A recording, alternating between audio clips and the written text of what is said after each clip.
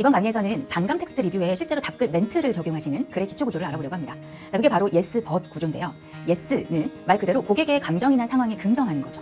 자, 그리고 나서 but을 진행하는 건데요. 자, 여기서 but은 그런데란 뜻이잖아요. 그러니까 yes로 긍정한 후에 but로 그런데요 라고 말하면서 사업자가 하고 싶은 말을 하는 것이 바로 yes, but 구조입니다. 이 yes, but 구조의 가장 큰 특징은 고객의 이성뇌를요 빠르게 활성화시킨다는 거예요. 그래서 문제의 원인을 분석하고 해결책에 집중하게 만들기 때문에 비교적 빠르게 이성적인 판단이 가능하게 됩니다. 사업자와 고객이 서로의 잘잘못을 따지기보다는 문제 해결에 집중하는 아주 생산적인 글의 구조이기 때문에 반감 텍스트 리뷰의 답글을 작성하실 때 유용하게 적용할 수 있는 겁니다. 반면 답글을 작성하실 때 꼭 피하셔야 하는 글의 구조도 알고 계셔야 되는데요. yes, but의 반대 개념인 no, because 구조를 쓰시는 것은 좋지 않습니다. 이 no, because 구조의 no는 말 그대로 고객의 말이나 상황, 감정을 모두 부정하는 거죠. 대표적인 예로 그게 아니고요, 안 됩니다가 있어요. 자, 그리고 나서는 바로 왜냐하면으로 얘기하면서 사업자의 입장만을 전달하려고 하는 구조가 바로 no, because 구조다라고 이해하시면 됩니다. 반감 고객을 응대하는 사업자분들도 사실 감정을 가진 사람이기 때문에 이런 문제 상황에서는 자기 방어적 태도를 취하실 수 있겠죠. 그래서 자연스럽게 고객님 그건 아닙니다 라고 답글 작성을 시작하시는 경우가 생기는 겁니다. 이렇게 나도 모르게 나올 수 있는 습관이 no, because이기 때문에 혹시 내가 평소에 no, because 구조로 반감 텍스트 리뷰에 답글을 작성하고 있지는 않았는지 점검해 보시는 것도 필요하겠죠. no, because 구조로 답변을 작성하게 되면 고객의 감정뇌를 활성화하게 될 거예요. 고객이 더 예민해지고 기분이 나빠지게 되면서 한마디로 고객의 공격성이 커지게 되는 겁니다. 그 공격성 때문에요 더 화가 나고 더 우기게 되면서 심한 경우엔 반감 리뷰로 도배를 하는 결과를 만들게 되는 거죠. 자, 이번 시간에는 실제로 답글을 작성할 때 활용할 수 있는 yes, but 구조를 알아봤는데요. 자, 지금까지 내가 작성해온 답글은 yes, but 구조에 가까운지 아니면 no, because 구조에 가까운지 한번 점검해 보시는 것도 복습을 하는 좋은 방법일 것 같습니다. 이번 강의에서는 방문자 리뷰에 반감 무기가 올라온 경우 대처하는 노하우를 알아보려고 합니다. 반감형 텍스트 리뷰가 올라온 경우 사업자님들이 가장 먼저 하셔야 할 일이 바로 이 고객이 제기하는 문제의 속성을 구분하는 건데요. 즉, 컴플레인과 클레임을 구분하는 겁니다. 제가 두 가지 유형의 반감 텍스트 리뷰 사례를 말씀드려 볼 테니까 어떤 차이가 있는지 한번 생각해 보세요.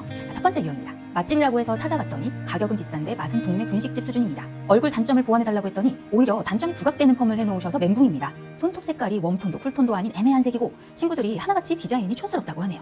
자, 이번엔 두 번째 유형을 한번 들어보세요. 예약을 반드시 하고 오라고 해서 예약을 하고 방문했는데 진료받을 때까지 1시간 반이나 기다렸습니다. 이럴 거면 예약은 왜 받나요? 기본 반찬 세팅도 말하니까 그때서야 해주고 예약할 때 메뉴도 지정해서 주문을 받았는데 재료가 떨어져서 안 된다고 메뉴를 바꿔야 된다고 하네요. 염색약을 목 뒤까지 묻게 했으면 얘기를 해줘야 닿기라도 할 거 아닙니까? 그것도 모르고 머리 묶고 나갔다가 망신당했네요. 자, 첫 번째 유형의 세 가지 사례, 두 번째 유형의 세 가지 사례를 들어보시니까 차이점이 좀 느껴지세요? 언뜻 듣기에는 뭐 다 비슷한 불만이지 라고 생각하실 수 있지만 첫 번째 유형과 두 번째 유형은 문제의 속성이 다르기 때문에 반드시 구분 지어응대를 하셔야 효과적입니다.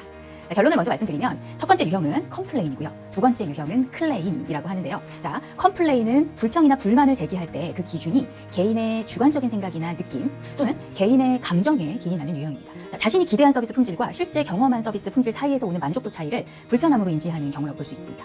예를 들면 음식의 맛이나 치료 방식에 대한 기대치가 있었는데 막상 경험을 하니 기대에 못 미치고 만족스럽지 않게 느껴질 때 반감을 느끼게 되는 거죠. 컴플레인은 그 불편함을 제거하기 위해서 사업자에게 자신의 불만족한 상황을 표현하고 시정이나 개선 혹은 사과를 요구하는 것이 목적입니다. 앞에서 언급했던 첫 번째 유형의 사례에서 컴플레인이라고 생각할 수 있는 근거 표현을 찾아보면 맛은 동네 분식집 수준이다. 단점이 부각되는 펌, 애매한 색이다, 촌스럽다. 자, 이런 것들이 될 수 있죠. 사실 매장에서 약속한 내용을 어긴 건 아니잖아요. 뭐 정해놓은 맛의 기준이 있는 것도 아니고 단점이 부각된다는 것도 주관적인 기준이면서 색이 애매하다, 촌스럽다 이런 것들 모두 개인의 기호에 따라서 달라지는 개념이기 때문에 이런 경우는 문제의 속성이 주관적인 컴플레인이라고 분류하게 되는 겁니다. 반면에 두 번째 케이스의 사례들은요. 매장에서 약속한 것을 어겼거나 실수를 한 경우죠. 자, 이런 경우를 클레임이라고 하는데요. 근거를 찾아보면 이런 것들이 있겠네요. 예약했는데 기다렸다. 자, 예약을 하면 기다리지 않도록 하겠다는 약속을 못 지킨 사례고요.